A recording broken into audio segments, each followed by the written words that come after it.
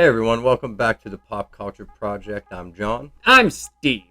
And today, we have a lot of stuff to talk about. Yes, we do. We're going to talk about Spider-Man No Way Home, the Eternals. But first, we are going to talk about the contest that we are running right now at the moment with these two bad boys. When we hit 200 subs, random drawing again, make your subscriptions public, and we'll probably do it live, I guess. Yeah, we'll do it live. And we'll do another random drawing. You get to pick between one of these two. Awesome. And speaking of contests, our first contest was won by a subscriber named DANTE Watches, and he sent us something pretty cool. yes, he did. So we'll see that. Yeah, it's going to be a good one.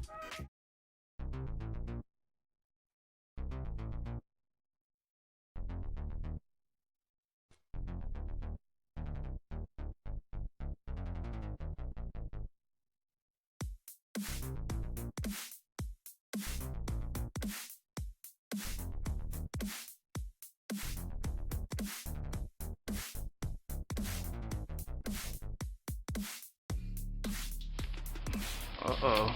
We got it. We got it. Come on. It's the Gator Loki. Oh my god. Holy crap. Look at this thing. Oh my god. This thing looks awesome in photos, but in person, this is insane. Look at me. My hands are shaking. Wow. Oh my god, way to make me feel lazy. He beaded this thing to the edges. Look at that detail. It's literally beaded all the way to the edges of it. Oh my god. It's huge. This is incredible. Wow. I know exactly where this is going to. Up there.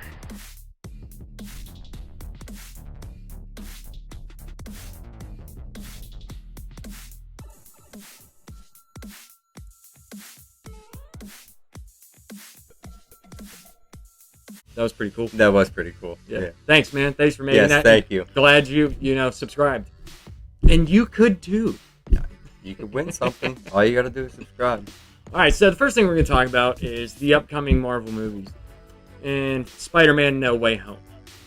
I had made a trailer reaction a while ago, and I know you've seen that trailer. Yes. So first of all, what do you think? Are you excited for it? Yeah, I'm definitely excited. I'm really excited to see Doc Ock back in it. That's cool. I heard, I don't know how true it is, but you're going to see Norman Osborn. Here's the thing. I only know a couple of things. I've tried to stay away. Like anytime someone posts like I always try to stay away from it because this one I saw that as much hype that was going into this, I was like, this is like end game, literally, like as much, if not more. So I'm trying to stay away. The rumors that I've heard is yes, you'll see basically like the Sinister Six. Yeah. But in the movies, finally. Because Jamie Foxx is back as Electro, right? I've heard things, I've seen things, I don't know. Yeah, if I would say this, if those characters are supposed to be in it, it's definitely going to be the ones that you've seen. Yeah. Throughout the history of the movies. It would make the most sense. And as for Andrew Garfield and Tobey Maguire, I'm pretty much, it's all but confirmed that they're in it because I haven't, like I said, been looking for stuff, but even I heard that it's confirmed that they're in it. Yeah. So we'll just say it's up in the air. Who knows? I'm more excited to see the enemies than I am the other Spider-Man, to be honest with you. But yes, because sometimes that can take away from your hero. I mean, a little bit. But it depends on how they go about doing it, if they are in it. It does. So, we'll and see. the whole Doctor Strange thing. So it seems like from the trailer he does that spell that makes everybody forget that Peter Parker is Spider-Man, but something goes wrong. That's what it looks like. Something is wrong. Now I wonder if this is going to be like synced up with the events of Loki. Well, I think everything is supposed to be after. After? It would have to be. Okay. It would make the most sense because if it's going to be a multiversal movie, it would have to take place after those events. They probably don't know that. They wouldn't know because the TVA is the TVA. And I'm not going to poke loopholes in that, but there are so many. Yeah. You know, Oh yeah. it's just we're just gonna take it at face value because anytime you get time travel mixed in with anything, it just ruins everything. It just does. Yeah. Because Yeah, even you're if right. you set rules to it, you break them somehow, some way they are broken. So I take it with a grain of salt and just entertainment. Yeah. And I would assume if they're tapping into the multiverse, it would have to be after He Who Remains was killed by She Who Remains. Yeah. Okay. And those branch lines started Yeah. getting dildos all over the place. Yeah. But I'm excited to see this. What I do know is that this was from Tom Holland himself. Like, this might be his last Spider-Man movie in this run of movies. I don't know if that means he's done as Spider-Man. That wouldn't make sense Maybe to just me. his own like solo movie. Well, I would think it's him as a kid, Okay. like as a high school kid. The next phase might be, young adult Spider-Man, and then adult Spider-Man. Okay. I don't know if they're gonna make a trilogy, obviously, but these movies make so much money. The Spider-Man ones, they're one of the ones that crack $1 billion. I think the second one, I'm not sure. I could be wrong, but I know they're massively successful. So it would, unless they couldn't come to terms with a contract with him and Sony, but I know they have with being able to do more movies or have him in more movies, it would make sense to maybe bookend this and keep him on the shelf for a little bit and then come back to him. I mean, I'd be all right with that. Yeah. I mean, we've seen, how many Spider-Man movies up until this point. Like, As maybe many give it a Batman break, movies, yeah, yeah. and just show some other characters for a little bit, and then you can bring it back. That was one of the other things I wanted to talk about. There's a little backlash with how they're not going to recast Black Panther, which I understand, but they could easily make someone else Black Panther. That's how it works in the comics. Yeah. You could make someone else, and I understand not recasting T'Challa. Like, I get that, but you could have him have died or something. You're gonna have to answer it somehow. Yeah, you're gonna have to address it. You're gonna have to address it in the comics. Shuri, is Black Panther. That's who I thought they would have given it to. They should do that. And I know everybody or a lot of people are like, well, the MCU is not the comics. It's like, well, hey, idiot, where do you think the characters came from? Like you have to base some of the stuff on the source material. Yes. Or draw from it. Or it's not Black Panther or it's not Iron Man. Now, I'm of the opinion of they've had an amazing run. Iron Man, Captain America, Black Widow, all these people. You could always have Black Widow in the movies. You could always have her, even though she's dead in our Earth, our timeline, she could easily come out of a different multiverse, and she's a good character to have around, in my opinion. But as far as the main guys, like Tony Stark and all, I think it's time that you move on. Yeah. And you create, even if it takes a minute, you create new stars. We're coming to the point of the Fantastic Four is going to be at the end of this phase, and they haven't even, these people they know of the Fantastic Four, but they don't know the awesomeness of Reed Richards. No. So, there's so Franklin Richards, there's just so much stuff that they can do. And then Doom. Dr. Doom. And if you do that, you could easily do like Secret Wars or something like that, which I would be fine with. And I just want to see some new characters, some new stuff. We've lived in this phase for 25 movies. Has it really been that many? Yes. Yeah. And I think, if you kept going back to them, it might work for a little bit, but it's gonna run its course, and then you're gonna start losing tons of money. Yeah.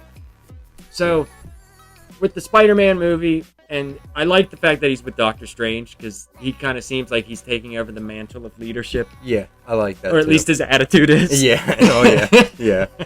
And they could really do a good job with it, and I'm just excited.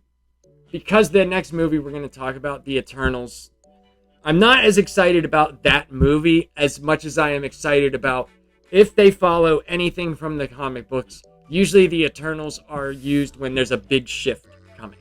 Okay. And with the end of Loki, having the multiverse and that type of stuff, they're going to have to answer some questions about the Celestials. They're just going to have to.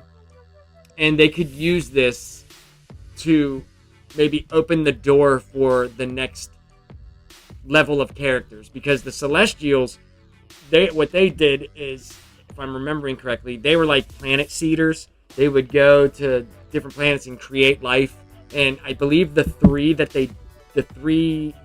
different types of human type things that they made were Eternals, which were like immortal and they don't change and stuff like that. They all look kind of the same. And Deviants. And then the other ones would be the metahumans / mutants, or people that have abilities, stuff like that. Like the reason, like that would be like someone later in life, stressful event happens and the X gene that they had comes out and they become a mutant. Okay. Or like Peter Parker getting bit, and the reason why he wouldn't have died is that, you know, so there's a lot of things they can do. The problem that I have with the Eternals is they're boring. Like, I've read a bunch of their stuff. I've read a little bit of the Jack Kirby, but I did read the Neil Gaiman because it was Neil Gaiman. And I was like, oh, this should be cool, but it's just... It's not sobering, it's boring. Well, let's just hope that the movie is at least entertaining as just a movie, if nothing else. I'm not going to go into it with any type of expectations because, to be honest with you, I don't know a damn thing about the Eternals. Right, and if you only go on the marketing, you don't know anything anyway, because their only marketing is different and inclusive of all different whatevers. It's a politically charged thing, which if you have to put politics into your superhero movies, if that's what you have to do, like, that's ridiculous. And don't take that as me saying I don't want inclusion. That doesn't bother me. But shoving it down my throat does. Even if it was a straight person. Even if it was, you know, any type of sexuality, I think in comic book based movies is kind of stupid. I don't think there's a need for sexuality of any type in a comic book. I don't know. Yeah, like, well, overtly. Like, I don't care. If the character's gay, he's gay. Yeah, who cares? Yeah, it doesn't matter. Like, I don't care what you're screwing. Like, that doesn't... No, if the movie's good, that's all I care about. I'm all for it, man. Make the whole team gay. As long as it's a good movie, I'm all for it. Let's just go. But just don't make that what you're hanging your hat on. Yeah, it shouldn't be the main focus of the movie. What exactly is the Eternals about? Because it really, like you said, we haven't really seen much of what it's about. And there's been like 100 trailers, and all it seems is like they were put there for a reason. They couldn't interfere with Thanos because they were told by to only interfere if it's deviants. Yeah. And it's like, well, what the hell are deviants? Yeah. If you don't read the what is it? It's almost like idea. How I talked about the end of Loki. If you didn't know who that was, what does it mean to you? Yeah, nothing. You could have at least said, hey, this is what they are, this is who they're fighting, and this is the reason why. Yeah. But I'm looking forward to seeing the Eternals. I think it'll be entertaining at least. So. Now, one thing I have heard is it looks amazing. Like the cinematography. It did look pretty amazing from the trailers. So I'm hoping that the action scenes at least are good. Oh, yeah. You know, I'm hoping so. Because there's times where some action movies get so dull, you know, that when the action happens, you're finally like, all right, here we go. And then it's 5 seconds, and then you're just like... Yeah, that was it. They showed you the whole fight scene. But I'm gonna have fun. We are gonna go see the Eternals. Yes. On Friday, and we will, after the movie, we will live stream. And we will give our thoughts on the movie. Yep, probably from my car. From John's car. Yep. The Mobile Citadel. The Mobile Citadel. So yeah, I mean, I'm excited for both of those movies. I'm excited that there's new stuff coming, and then November 29th we get the Hawkeye series. Yes. Which hopefully should be good. Yep. And Shang-Chi's going to be coming out on Disney Plus here real soon, so I get to watch out. You'll get to see it, right? Yeah, you'll probably like it. I'm sure I will. You'll probably like it. You know what? Even the Marvel movies that I didn't care for, I still liked. In my ranking system, I guess, like even the ones that are at the bottom, I still enjoyed. So I'm gonna go into the Eternals as I just want to be entertained. Yep. And that's what I'm going for. I'm not putting my comic book bias onto the movie. I was just telling you how I felt about them.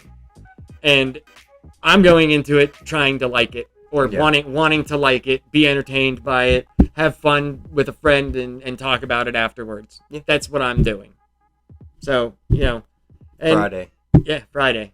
So I'll mention whenever I do Laps Comic Fan when you see it on Thursday. I'll mention by that time we'll know which showing or which time we're gonna be seeing it. So I'll let you guys know when to tune into the live stream, and I'll set it out for everybody who's subscribed to get a reminder or whatever.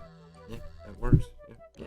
All right. So last week we had a little segment where after we went through all the comics that I bought, where we each picked one to review. So, you want to go first? Yeah, I'll go first. Okay. So, which one did you get again? All right. So I got Secret Empire number 7. So number 7, obviously, I'm in the middle or pretty much the end of this run. Yeah, I think there was 10 issues, minus the tie-ins. I mean, the artwork, first of all, I want to say is phenomenal in this. Very realistic looking. I really liked it. Now for the story I thought, for being an issue towards the end and not knowing any backstory of what happened in this, it was interesting enough for me to want to read the rest. Okay, cool. So it starts out, they're on an Alpha flight station up in space. It's Carol Danvers, Monica Rambeau, and America Chavez, and they're talking about interdimensional supply runs that they're doing and how they were tasked to protect Earth. Okay. And America asked Monica, she asked her if she wants to live in a reality that is a musical, because she can make that happen. And then Carol comes in and she gets all pissed off because, she wants to stick to the plan, and that is they're tasked with protecting Earth, and that's what they're going to do. They're not going anywhere. Now here's the question. I've read a lot of comics with Captain Marvel in it, Carol Danvers. Is she as insufferable as always? She's the female version of Captain America. So she's as insufferable as always. Yes. Yeah. Okay. Yeah. Okay. So then you see Carol talking to Avril Kincaid, who's laying on a gurney in an apparent coma, and Carol's saying that all of this is her fault and that she really needs her to wake up so she can save everybody. And then she calls her Quasar. She said, "You are the new Quasar. You need to wake up." Oh wow. So after that, this story, it likes to jump around a lot. It goes from a bunch of different storylines within the same thing. The next thing that we come to is Red Skull beating the piss out of old man Captain America.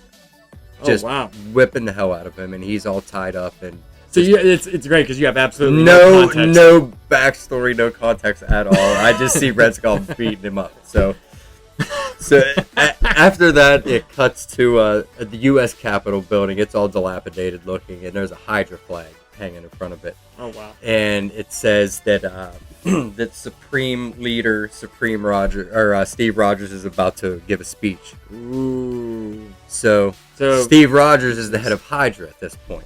Oh my. Yeah. He's bad. He's bad. Wasn't expecting that one. So then, like I said, it jumps around a lot. We go to Miles Morales and Natasha on a jet, and they're talking. And eventually she captures Miles in a Hulk containment unit. So he can't break out because she thinks that he needs to sit this battle out. Oh, of course. Yeah.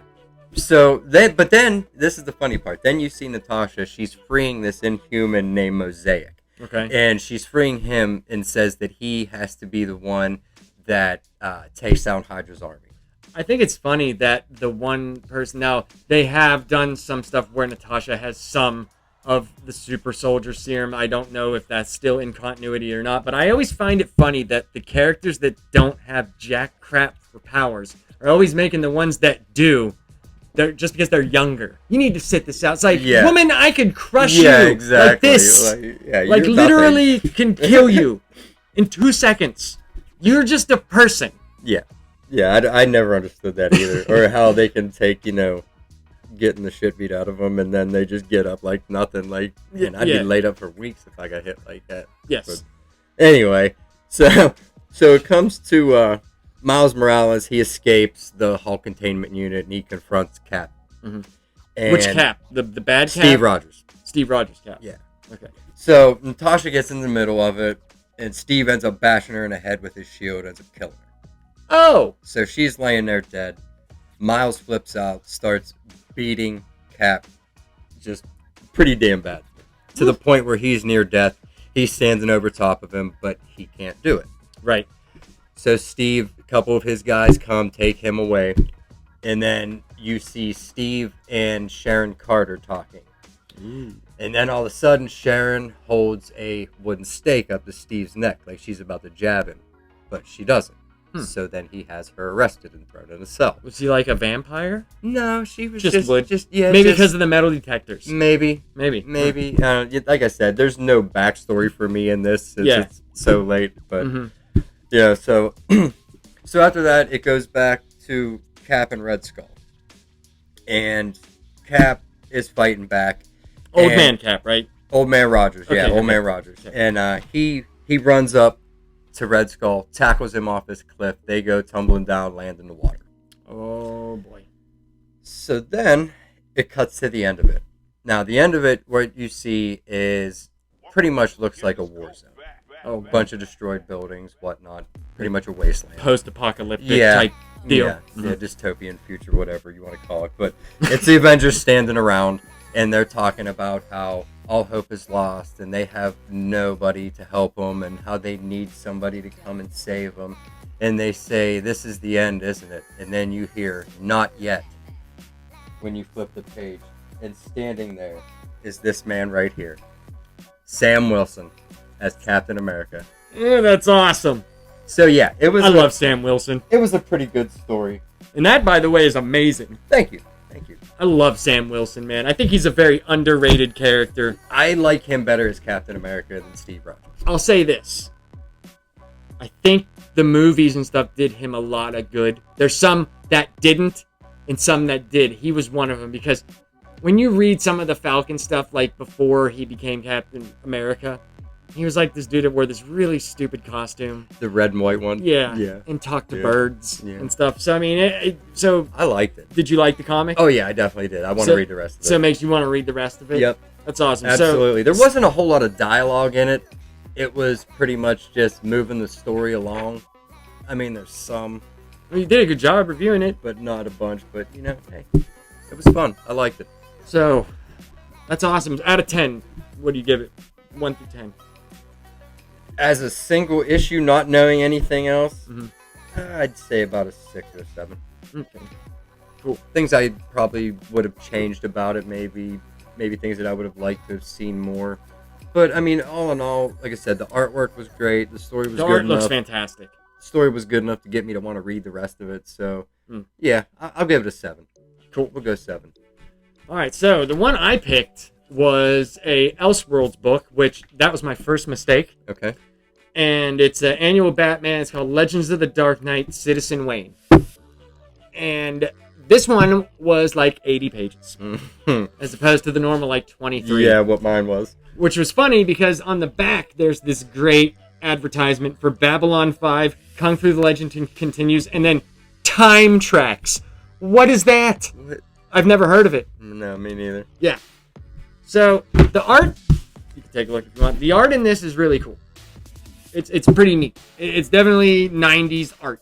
It's very reminiscent of the older comics. Yes. It's very, very, very Batman, even though I know that sounds dumb, being Batman, but it is. It's very Batman-ish. So, the story starts off, there's police at a crime scene, and it looks like a bunch of debris has fallen from really, really high, right? But they get closer to it and realize there's 2 dead people. Okay. One of them is Bruce Wayne. One of them is Harvey Dent. And Bruce Wayne is holding what looks to be like a Batman emblem. Okay? And the assistant district attorney, who's not named, is like the main character through the whole story. He's trying to figure out what happened. Okay. How did this happen? Because it's the richest guy in town, and it's the actual district attorney who is Harvey Dent, right? So the first thing he does is visit Wayne Manor, and we get, because it's Batman, any Batman story that starts anew or you're not supposed to have context for, they go over the shooting and what happened. Yeah. You know, but in this Elseworld, in this timeline, it was the dad that only died. Bruce and his mom live. Okay. And Martha is very bitter that Thomas stood up to the criminal and basically got killed and left her. You know, like, she looks at it as like, all he wanted was these stupid pearls. Yeah. You could have given, but you always had to play the hero. Yeah. And she tried to shelter Bruce for a very, very long time. But the one thing that Bruce really liked out of all the parents, they had like tons of different properties and tons of different businesses, was the newspaper.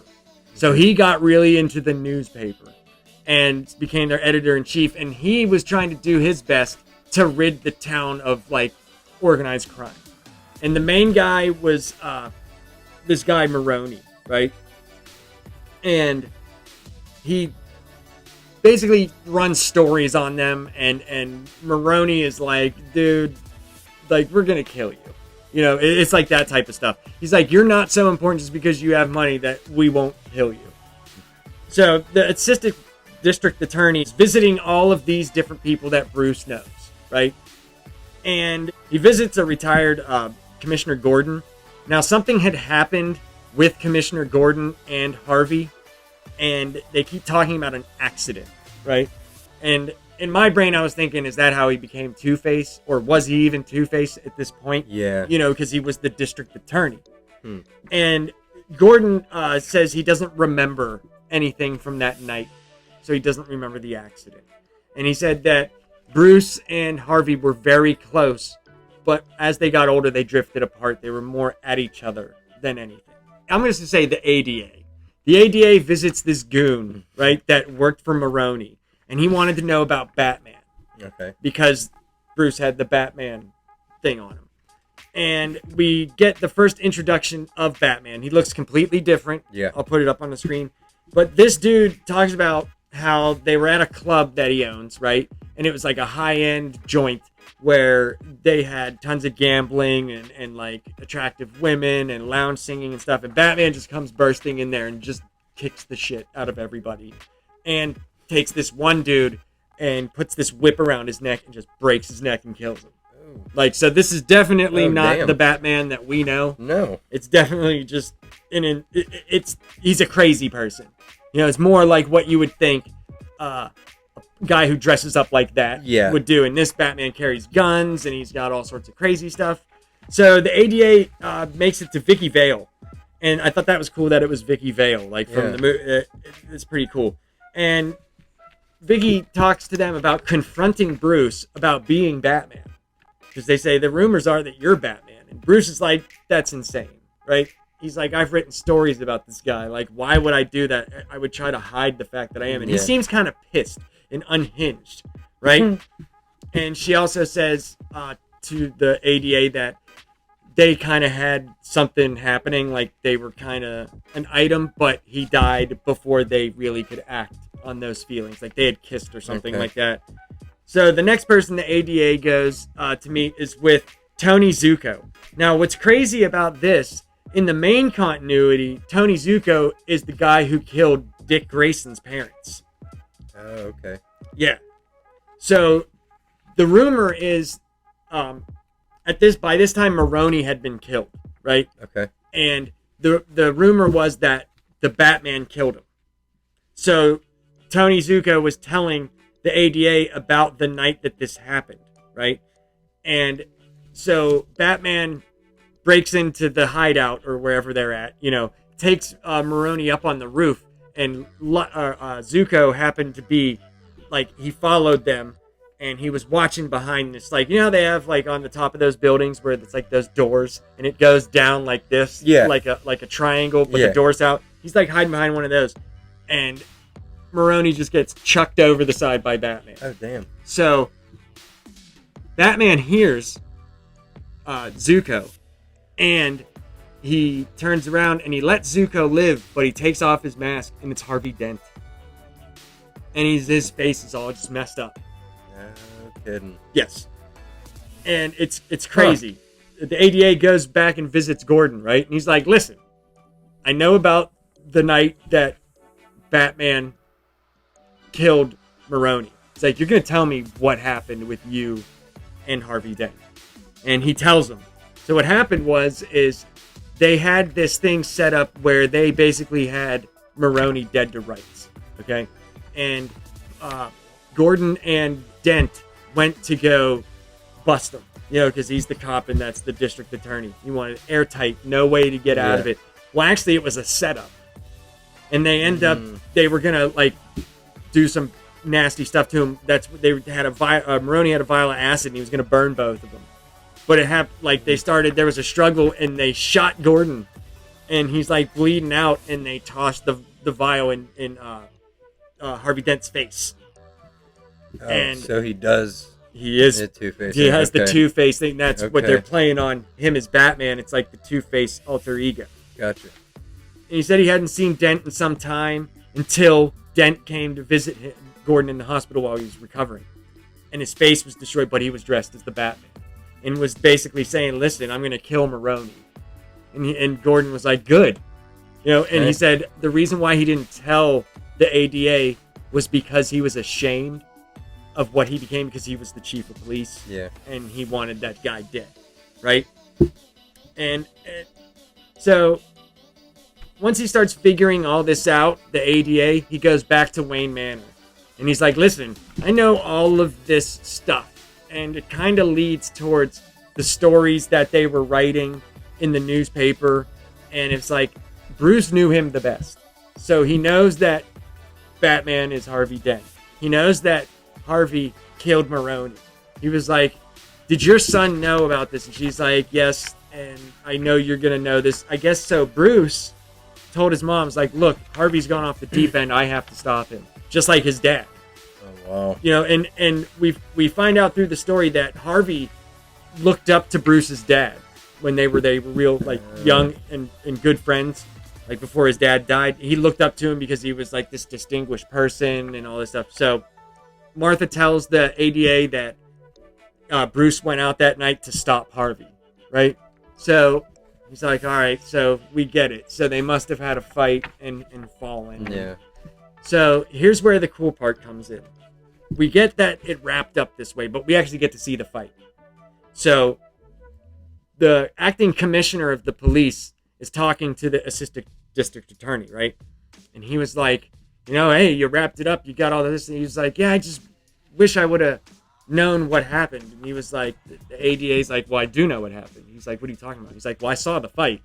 That's why I got so interested in this. He was like, it was literally right across the building from where he was at, and he watched it.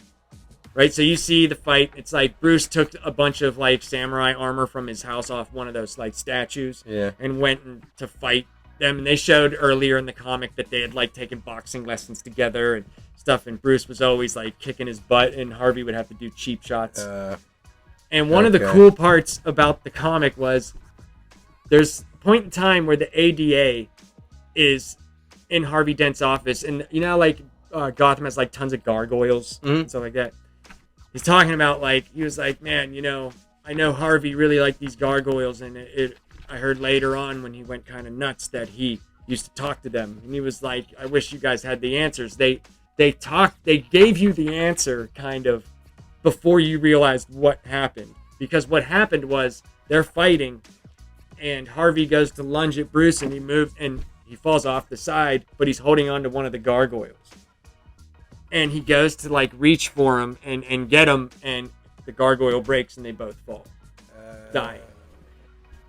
So what's crazy is at the end, the commissioner's like, wow, man. He was like, you did all this. You solved like the biggest case that we could have, Bruce Wayne and Harvey Dent. He says, you're the assistant district attorney, but we need a new district attorney. And he goes, and I think Dick Grayson, district attorney, sounds pretty good. So it was Dick Grayson the whole time investigating. Wow.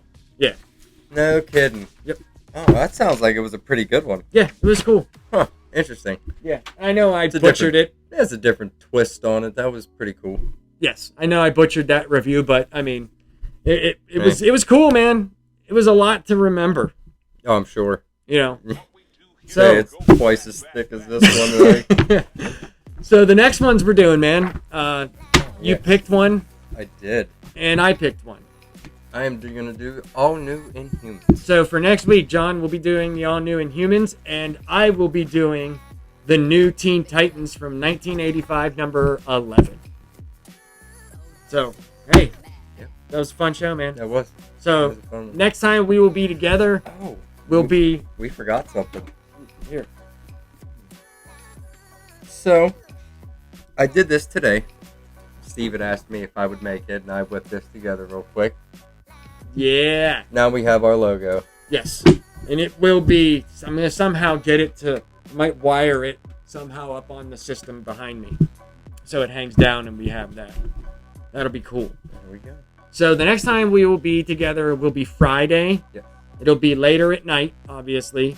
Bad Bits will be on Monday, and Laughs Comic Fan will be Thursday. I'm sure John will have something for us. You've been pumping out those how-to videos. Yeah, I've been trying to. I still got a few more in reserve, so Yes. I'll probably be putting those out this week.